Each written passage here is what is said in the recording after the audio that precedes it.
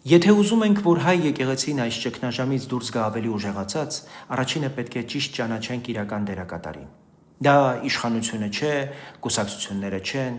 իրական դերակատարները եպիսկոպոսներն են, եկեղեցական հայրերը, որոնց վրա դրված է եկեղեցու ամբողջականության պահպանման ծանրագույն պատասխանատվությունը։ Նախորդին եկեղեցու բարենորոգման մեկնարկի մասին ընդունված հայտարարությամբ եպիսկոպոսները ըստ էության չափազանց կարևոր քայլ կատարեցին։ Նրանք բացեցին մի դուռ, որը երկար ժամանակ թվում էր զմռսված եւ վերջնականապես փակ։ Եվ հիմա մեր պարտքն է թույլ չտալ, որ այդ դուռը նորից փակվի։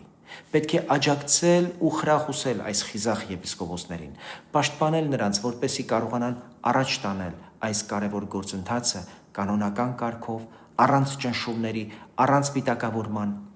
առանց վախերի։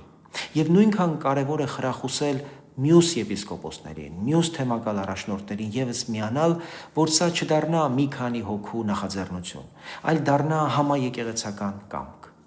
Երբ միանում են շատերը, ճգնաժամը շատ ավելի հեշտ եւ արագ է հաղթահարվում։